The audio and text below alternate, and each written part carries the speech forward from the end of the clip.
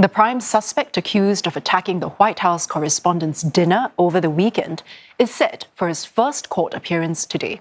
The alleged gunman, Tomas Allen, is expected to be charged with firearm and assault crimes.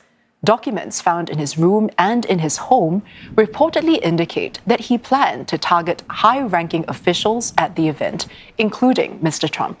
In a so-called manifesto obtained by police and seen by media, he described himself as a friendly federal assassin and expressed anger over the administration's actions.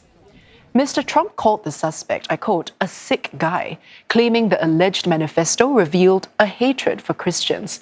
He dismissed suggestions that the shooting was linked to the war on Iran.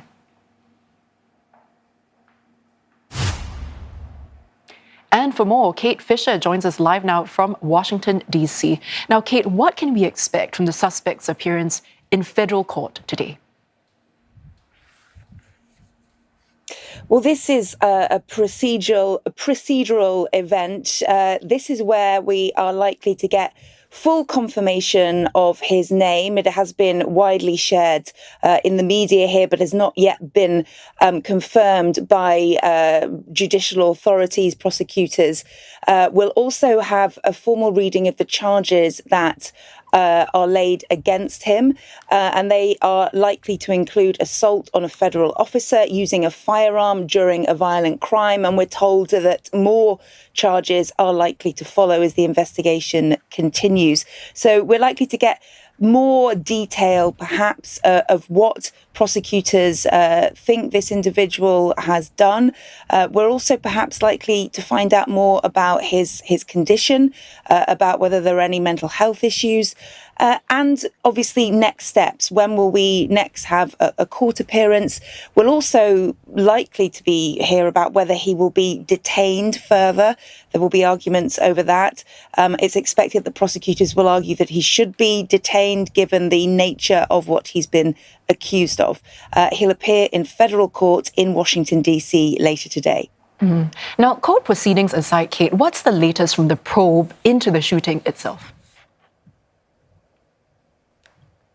Yeah, well, investigators are working both here in Washington, D.C. at the crime scene, but also on the west coast of the U.S., where the individual, the suspect, comes from. They're speaking to his family, his friends, his work contacts. They're searching his home, his electronic devices to try to build up a picture of this individual, try to work out what his motive may be.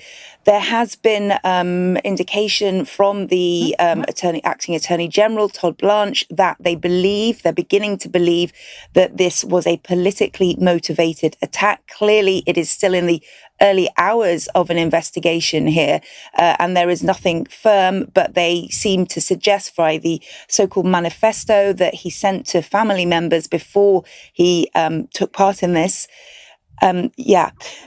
Before he sent this, they understand that they believe that this is politically motivated, but clearly that hasn't been put to a court of law yet.